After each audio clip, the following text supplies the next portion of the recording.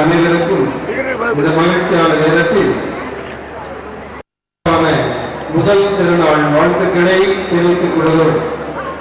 நம் பாதுகாவலும் புனிதருமாகிய அந்தோனியாரின் திருநாள் குடியேற்றத்தை மிக்க மகிழ்ச்சியோடு தொடர்ந்து இருக்கின்ற ஒரு மங்களகரமான நேரம். இந்த நாளில் நமது திருவிழா குடியேற்றத்தை தலைமையிட்டு ஆரம்பித்து வந்திருக்கின்ற நமது முன்னாள் பங்கு தந்தை அருள் தந்தை ததேஸ்ராஜன், இணைந்து இதை சிறப்பிக்க வந்திருக்கின்ற மண்ணின் மைந்த அருள் தந்தை வெண்ணின் ரவி மற்றும் நமது துணை பங்கு தந்தை இங்கு வந்திருக்கின்ற நமது விருந்தினர்கள் தந்தை மண்ணின் மைந்த தந்தை ஆரோக்கியராஜ், அனைவரையும் அருள் சகோதரிகளை உங்கள் அனைவரையும் அன்போடு வரவேற்கிறோம். இப்பொழுது நம் வாழ்வும் நமது வீடும் உயர இந்த திருக்குடியேற்றம் சிறப்பாக நடைபெற இருக்கிறது. அனைவரும் பக்தி உணர்வோடு இந்த குடியேற்ற விபத்தில் பங்கெடுப்போம்.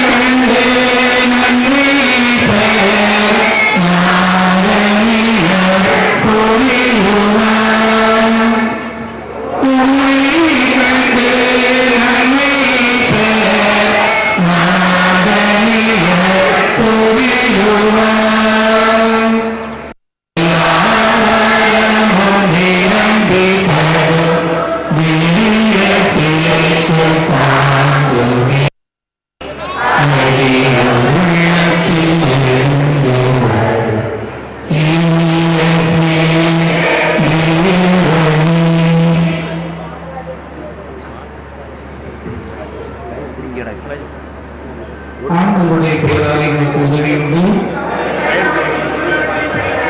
ஆண்டவர் முழுவதுமாக ஜெயிப்போமாக. இறைவா, உமது மக்கள் தங்கள் பாதுகாவலர் தூய அந்தோனியாரின் திருநாளை கொண்டாட தயார் செய்திருக்கக்கூடிய இந்த கொடியை நிறைவாக ஆசிரியத்தை பிரதப்படுத்தியோம்.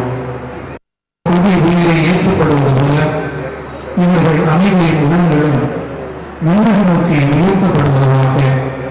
இந்நாட்களில் இக்கொடியை காண்போர் அனைவரும் எங்கள் பாதுகாவலுடைய வல்லமைகளை நினைவு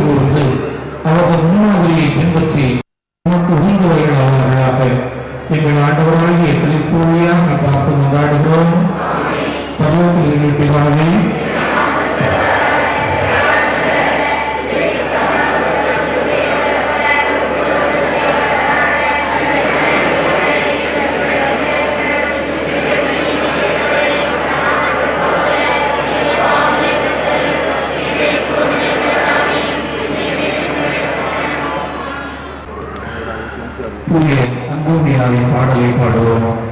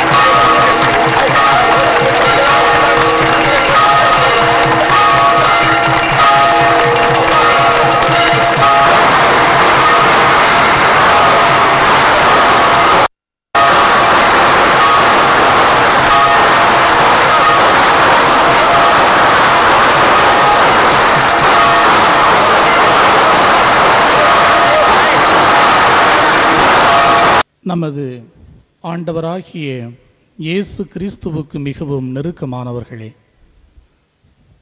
கோடி அற்புதர், இந்த அழகை மண்ணின் பாதுகாவலர், நமக்கு மிகவும் பிடித்தமானவர், தூய அந்தோனியாரின் திருவிழாவின் முதல் நாளாம் இந்த புனித நாளிலே கொடியேற்றி அவருக்கு மகிமை செலுத்தி கொண்டிருக்கின்றோம்.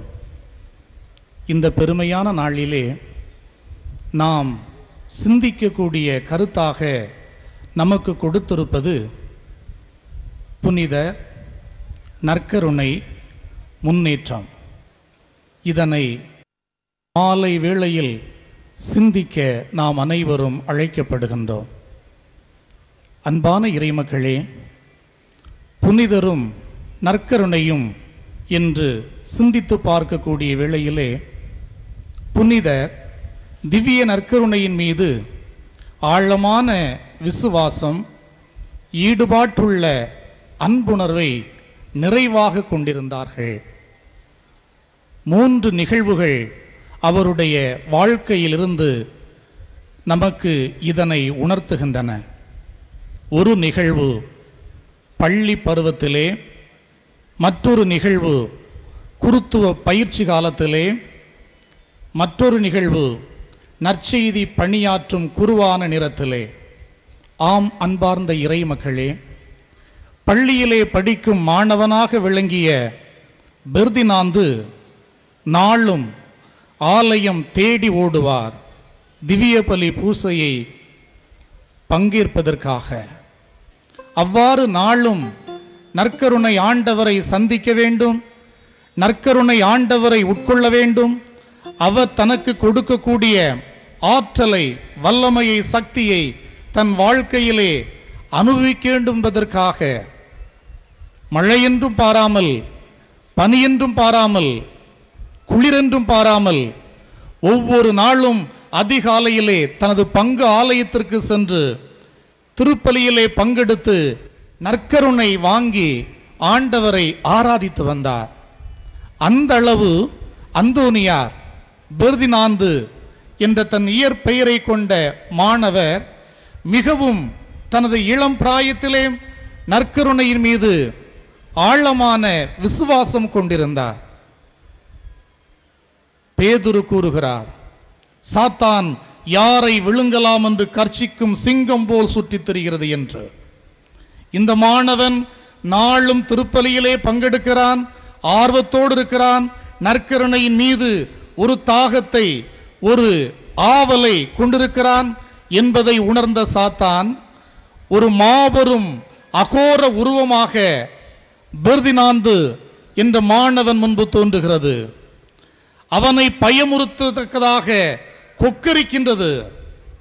ஆனால் தூய பவுலடியார் கூறுகிறாரே, எனக்கு உறுதியூட்டும் இயேசு கிறிஸ்துவால் எதையும் செய்ய எனக்கு வலிமை உண்டு என்பதற்கிணங்க துணிச்சல் மிக்க மாணவன் பெர்தினாந்து ஓடோடி சென்று பளிங்கு பாறை மீது சிலுவை வரைந்து அந்த சிலுவையிலே இருந்து வந்த தீ பிழம்புகளால் அந்த சாத்தானை விரட்டி அடிக்கின்றான்.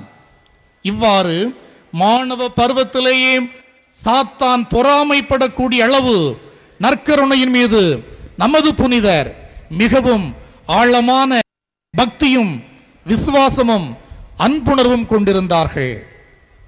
குருத்துவ பயிற்சி நாட்கள்.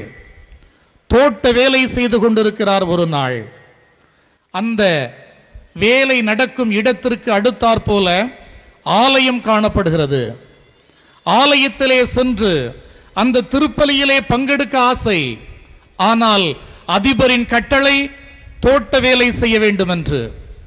கட்டளைக்கு பணிந்து தோட்ட வேலை செய்து கொண்டிருக்கக்கூடிய வேளையிலே அன்பார்ந்த இறைமக்களே, குருவானவர் சாதாரண அப்பத்தையும் ரசத்தையும் எடுத்து வசீகர வார்த்தைகளை உச்சரித்து அதனை ஆண்டவருடைய திரு உடலாகவும் திருத்தமாக மாற்றக்கூடிய வேளையிலே, அந்த ஆலயத்தின் மணிகள் ஒலிக்கக்கூடிய வேளையிலே முழந்தாள் படியிட்டு அந்த ஓசை வந்த இடத்தை நோக்கி தெண்டனிட்டு வணங்குகிறார்.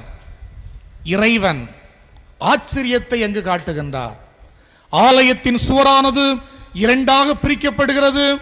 அந்த நற்கருணை நாதரை கண்முன்னே தோட்டத்திலிருந்தே காணக்கூடிய பாக்கியத்தை பெற்றார் புனித அந்தோனியார். அந்த அளவுக்கு நற்கருணையின் மீது ஒரு தாகம் கொண்டிருந்தவர் நமது புனித.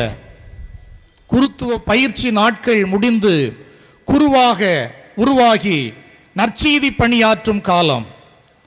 அப்படிப்பட்ட நாட்களிலே அல்பிஜெனிசம் என்ற ஒரு பதித கொள்கையானது அந்த பகுதி மக்கள் மத்தியிலே அதிகமாக நிலவி வருகிறது. அல்பிஜெனிசம் என்ற பதித கொள்கையின் உட்கருத்து என்னவென்றால், இயேசு என்பவர் இறைவன். அவர் மனிதன் அல்ல, மனிதனாக காட்சி கொடுக்கின்றார், மனிதனாக தோற்றமளிக்கின்றார். எனவே இயேசு முழுமையான மனிதன் அல்ல என்ற இயேசுவின் மனித இயல்பை மறுக்கக்கூடிய ஒரு பதித கொள்கை அல்பிஜினிசம் என்ற பதித கொள்கை. அதனை கடைபிடித்து வந்தான் இளைஞன் பொலின்னோ. இவன் நமது அந்தோனியாரோடு இயேசு இறைவன், அவரால் ஒரு மனிதனாக காட்சி கொடுக்க முடியும், தோற்றமளிக்க முடியும். அவர் மனுவுரு எடுத்தார் என்பது உண்மையல்ல என்று கூறக்கூடிய வேளையிலே அந்தோனியார் கூறுகின்றார், இயேசு இறைவன், மனிதன். ஆனால் அதையும் தாண்டி ஒரு சாதாரண வெண்ணிற அப்பத்துக்குள்ளே தனது முழுமையான மனித இயல்பையும் முழுமையான இறை இயல்பையும் கொண்டிருக்கிறார். தனது ஆற்றல், வல்லமை, சக்தி அனைத்தையும் சாதாரண வெண்ணிற அப்பத்துக்குள்ளே வைத்து உனக்காக எனக்காக திவ்ய நற்கருணையிலே காத்திருக்கிறார் என்று கூறக்கூடிய வேளையிலே, உலகையே படைத்த தெய்வம் அந்த சாதாரண வெண்ணிற அப்பத்துக்குள் இருக்கிறது என்றால் உலக படைப்புகள் அனைத்தும் அதற்கு அடிபணிய வேண்டுமே என்பதற்கு நிச்சயம் அடிபணியும் என்று சவால் விடுகின்றார் அந்தோனியார். அப்படியானால் எனது இல்லத்திலே நான் வளர்க்கும் ஒரு கழுதையானது அந்த நற்கருணை ஆண்டவர் என்று கூறுகிறீரே, அந்த வெண்ணிற அப்பத்துக்கு அடிபணியுமா? நிச்சயம் நடக்கும். சவால். 3 நாட்கள் கெடு விதிக்கப்பட்டது. 3 நாட்களாக அந்த இளைஞனானவன் அந்த கழுதைக்கு எந்த ஒரு உணவும் கொடுக்காமல் பசியாக வைத்திருந்தான். 4ஆம் நாள் இதோ கொடிமரத்தருகே கழுதையானது கட்டப்பட்டிருந்தது.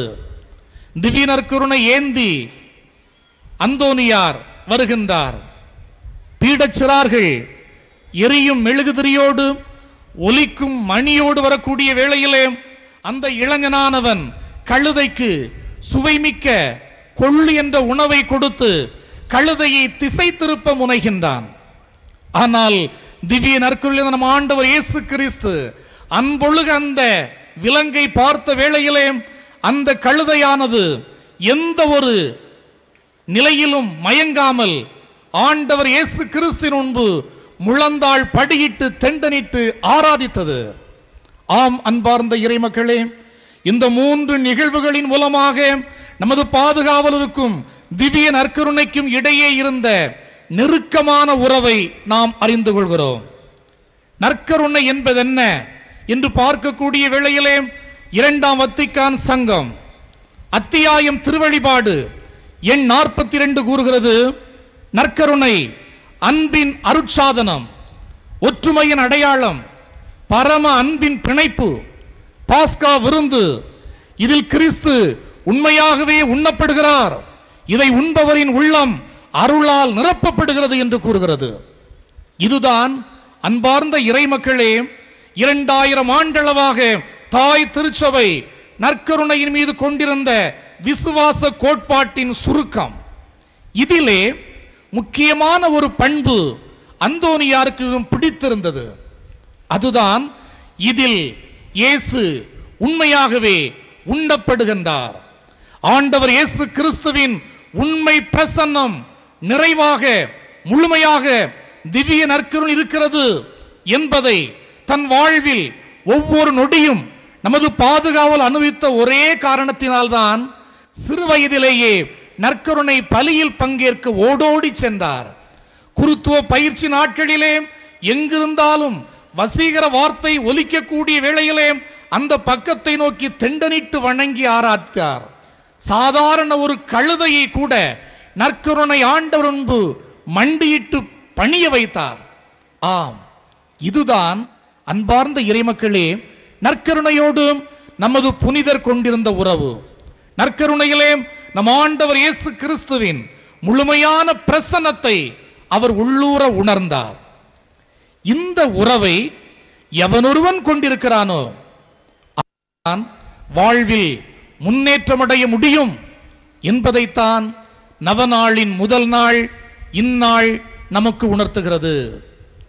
எந்த மனிதன் நற்கருணையிலே நம் ஆண்டவர் இயேசு கிறிஸ்துவினுடைய முழுமையான நிறைவான பிரசன்னத்தை உணர்ந்து நாளும் ஆலயத்தை நோக்கி ஓடோடி வருகிறானோ, வாய்ப்பு கிடைக்கின்ற பொழுதெல்லாம் நற்கருணை ஆண்டவரை சந்திக்க முயற்சி எடுக்கிறானோ, நற்கருணை ஆண்டவரோடு தன்னை இணைத்துக் கொள்கின்றானோ, அவன் வாழ்க்கை முன்னேறுகிறது என்பதை உணர்த்துகிறது இந்த நவநாளின் முதல் நாள். அன்பான இறைமக்களே, நற்கருணை வாழ்க்கையிலே முன்னேற்றத்தை கொடுக்குமா? கேள்வி எழுப்பப்படலாம். ஆனால் முன்னேற்றத்தை கொடுத்திருக்கிறது என்பதற்கு முழு முதல் எடுத்துக்காட்டு உதாரணம் இந்த அழகை மண் என்றால் அது மிகையாகாது.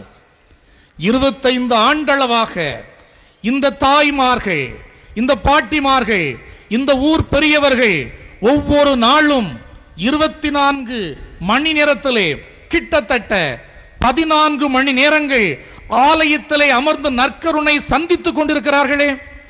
அந்த நற்கருணை சந்திப்புதான் இந்த ஊரிலே கல்வியிலே மனிதனை முன்னேற வைத்தது, பொருளாதாரத்திலே மனிதனை வளர வைத்தது, சமூக அந்தஸ்திலே மனிதனை சிறக்க வைத்தது.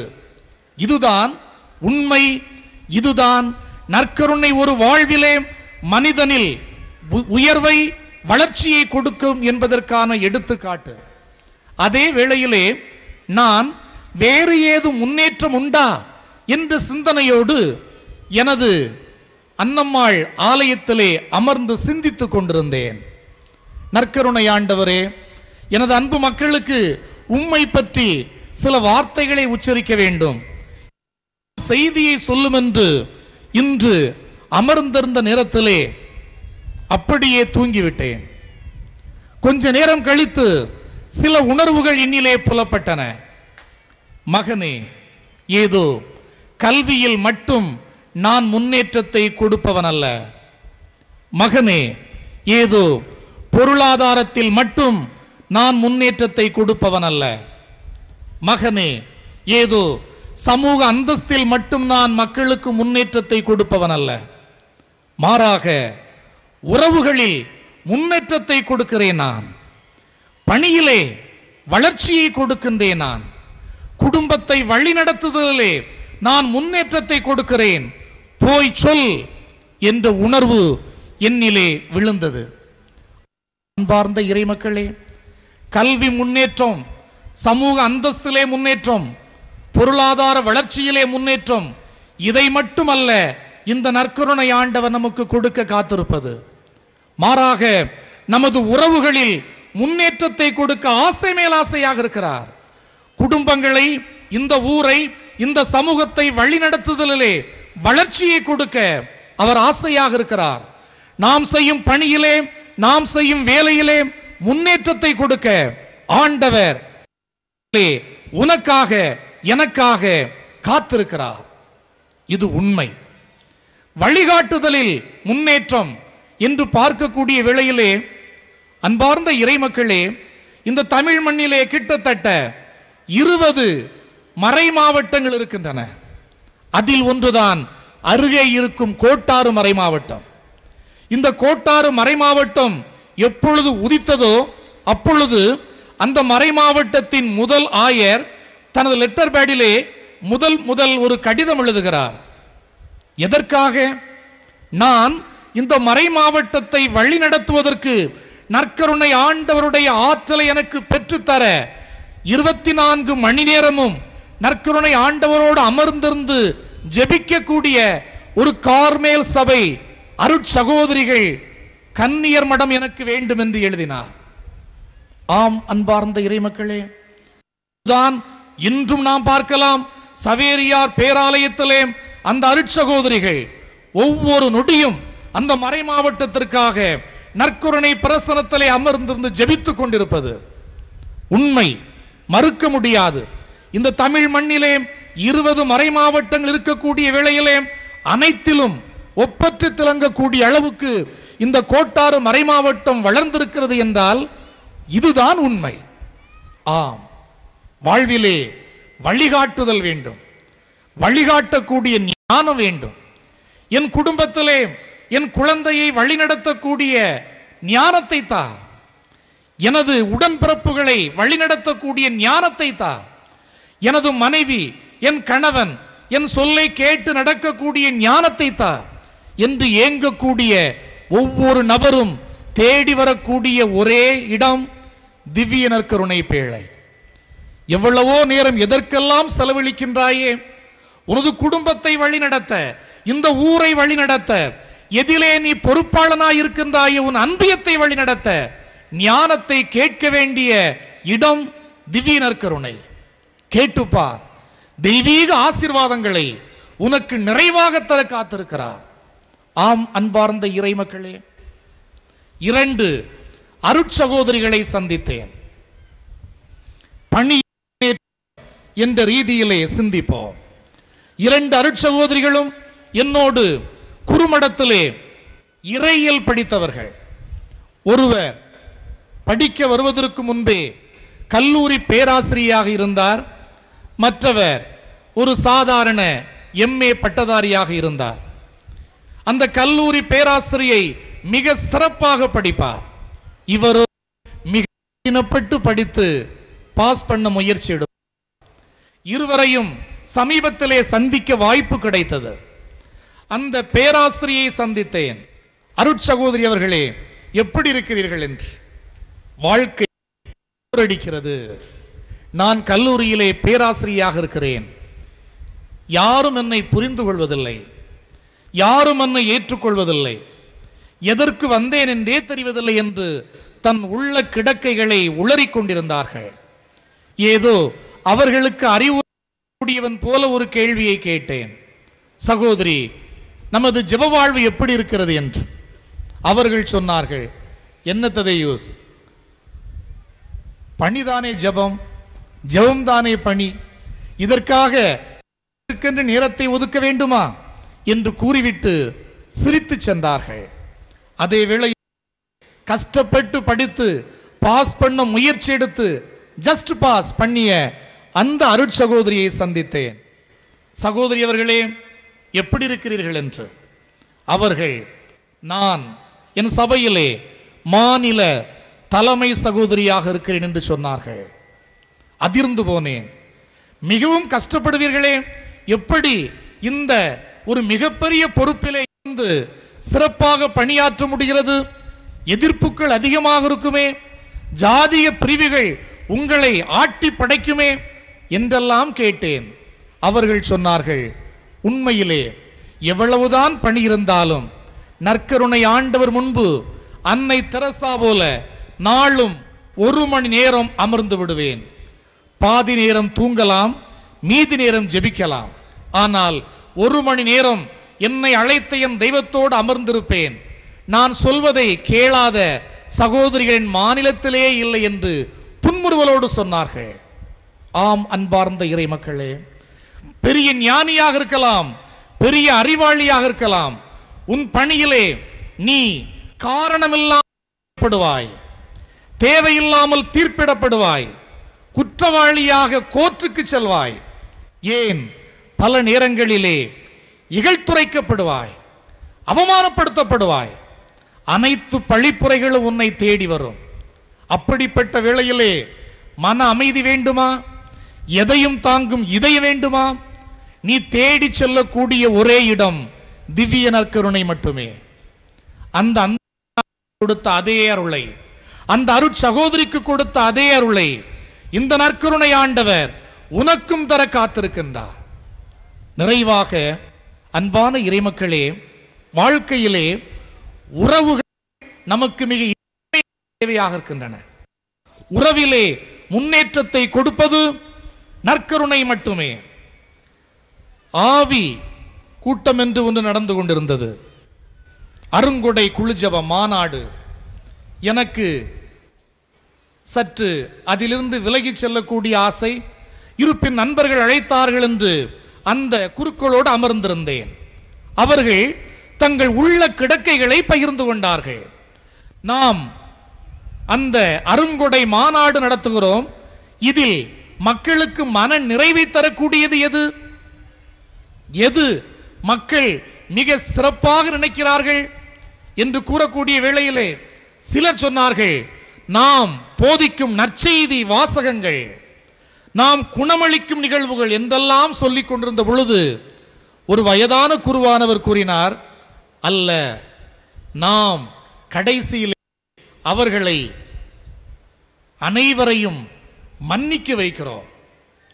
அந்த மன்னிக்கும் நிகழ்ச்சி, மன வருத்தப்படக்கூடிய நிகழ்ச்சி, பாவங்களுக்காக அழுது மன வருத்தப்படக்கூடிய நிகழ்ச்சி தான் ஒவ்வொருவருக்கும் மிகவும் திருப்தியாக இருக்கிறது. மனதிலிருந்து ஏதையோ ஒன்றை இறக்கிவிட்டு செல்கிறார்கள் என்றவர் கூறினார். அனைவரும் ஏற்றுக்கொண்டார்கள். ஏன் இதற்கு மக்கள் முக்கியத்துவம் கொடுக்கிறார்கள்? ஏன் இதிலே ஏதோ ஒன்று மக்கள் மத்தியிலே ஏதோ ஒரு சக்தி மக்களை ஆட்கொள்கிறதே எதற்காக என்று அவர்கள் மீண்டும் ஆய்வு செய்து கொண்டிருந்தார்கள். கடைசியிலே இறைமக்களே, அந்த வயதான குருவானவர் கூறினார், காரணம் அதிலே நாம் நற்கருணை எழுந்தேற்றம் பண்ணி ஜெபித்துக் கொண்டிருக்கிறோம் என்று கூறினார். ஆம் அன்பார்ந்த இறைமக்களே, இதுதான் உண்மை. வாழ்விலே உறவுகள் தேவை. இன்று உறவுகள் உடைந்து கிடக்கின்றன, முறிந்து கிடக்கின்றன.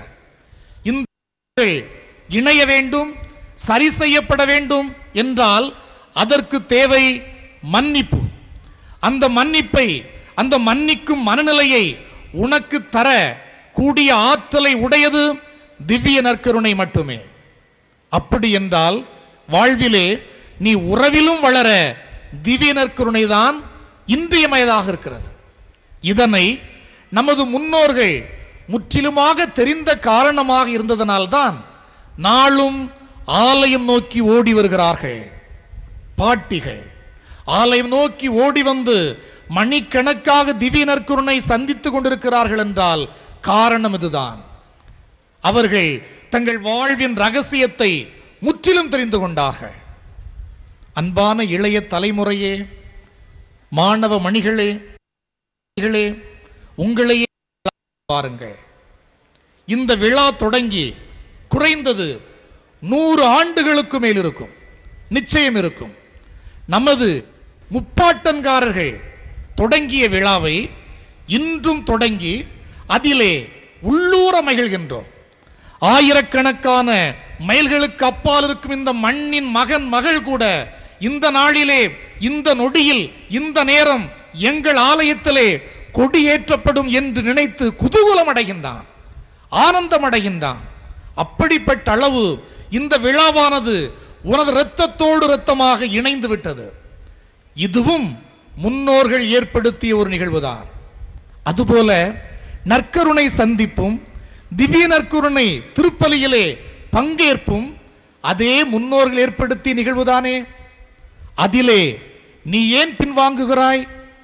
உன்னையே ஆய்ந்து வா. எந்த அளவுக்கு உன் வாழ்க்கையிலே உறவிலே வளர்ச்சி தேவையா? குடும்பங்கள் ஒழுங்காக வழி நடத்தப்பட வேண்டுமா? உன் பணியானது சிறக்க வேண்டுமா? நீ திவ்ய நற்கருணையோடு உன் வாழ்வை இணைத்துக்கொள். அந்த திவ்ய நற்கருணையின் திருப்பலியிலே ஆர்வத்தோடு பங்கெடு. வாய்ப்பு கிடைக்கின்ற பொழுதெல்லாம் நற்கருணையை சந்திப்பதை உனது உயிர் மூச்சாக கொள். அப்பொழுது புனிதரை போல நாமும் உயருவோம், புனிதரும் நாம் உயர நமக்காக ஜெயிப்பார். ஆமென்.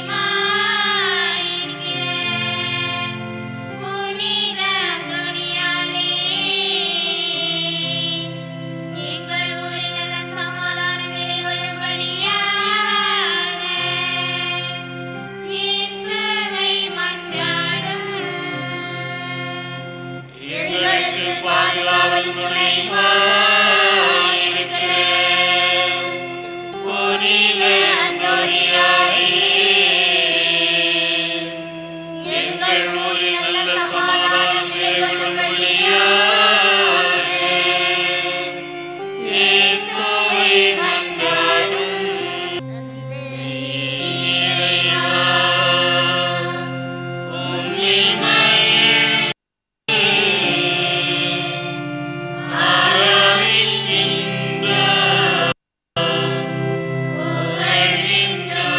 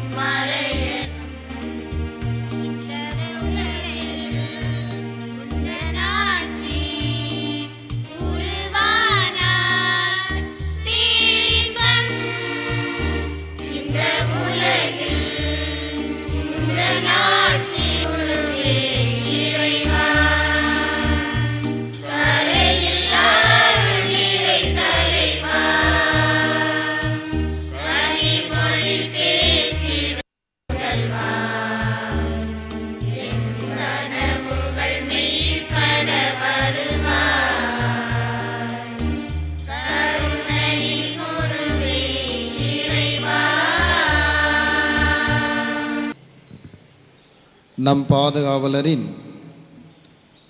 முதல் திருநாள் நற்கருணை ஆராதனையில் இருக்கிறோம்.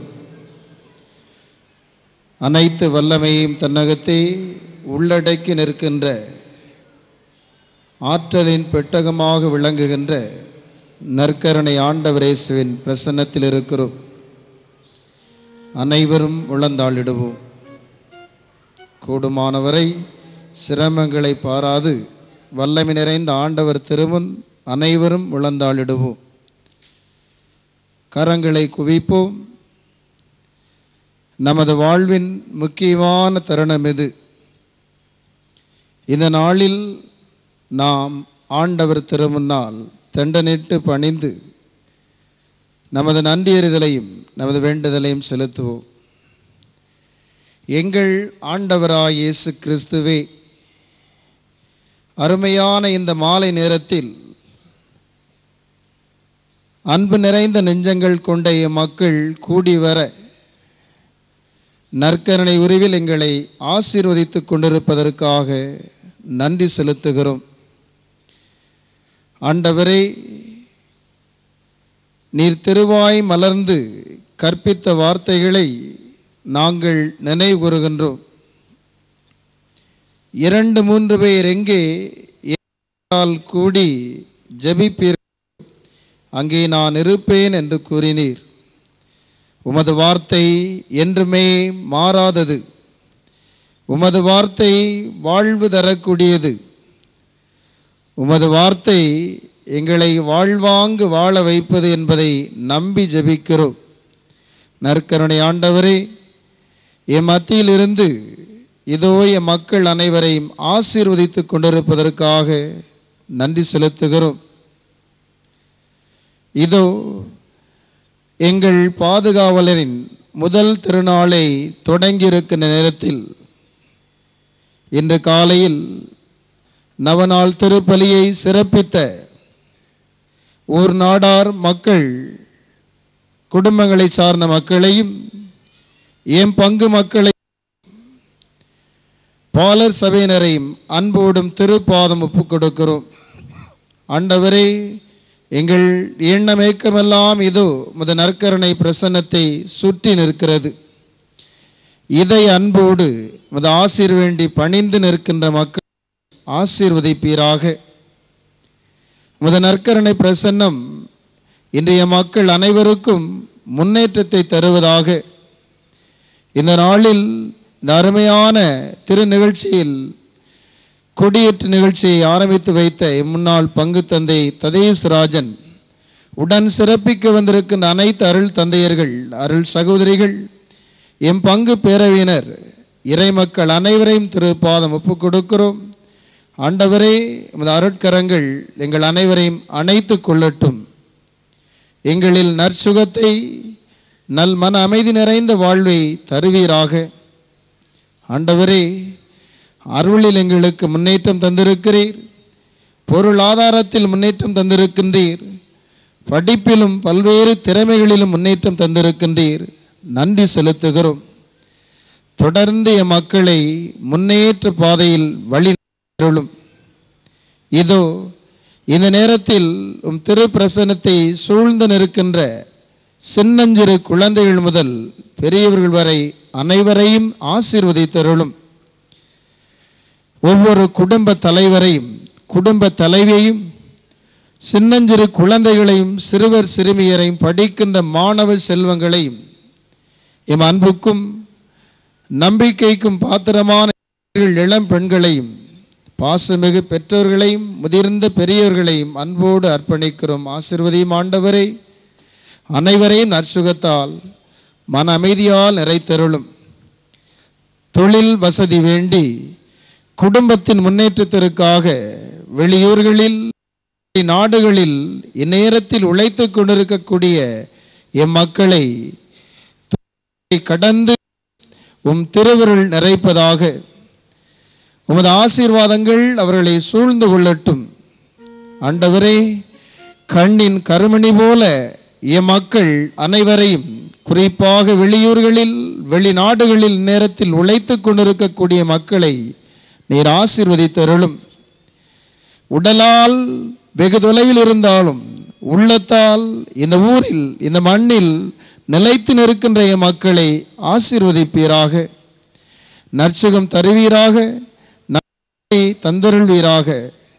மக்கள் செய்கின்ற விவசாயம், பல்வேறு தொழில் முயற்சிகள், மேற்கொள்கின்ற படிப்புகள், எடுக்கின்ற முயற்சிகள் அனைத்தும் நாளுக்கு நாள் வளர்பிறையாக வெற்றி காண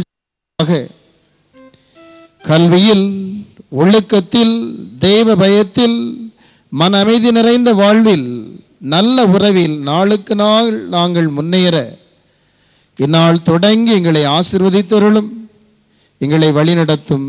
ஆமென்.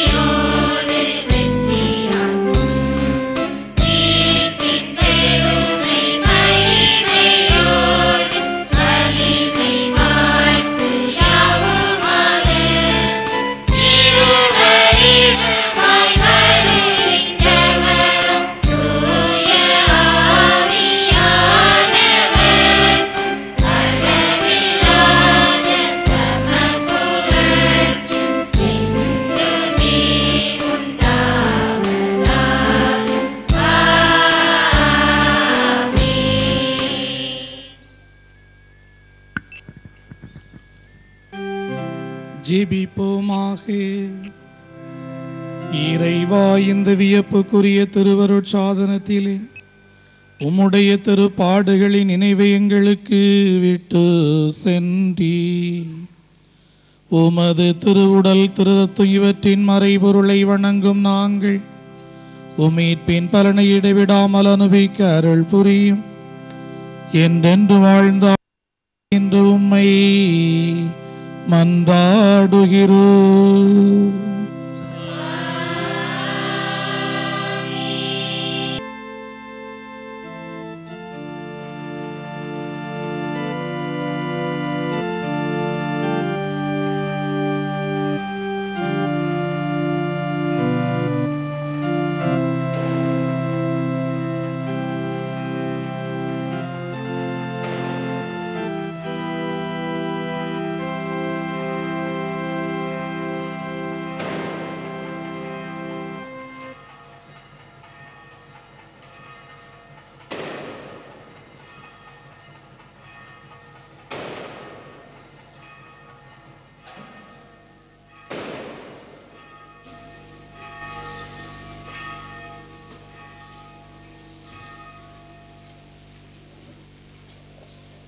பாடல் எண் 709.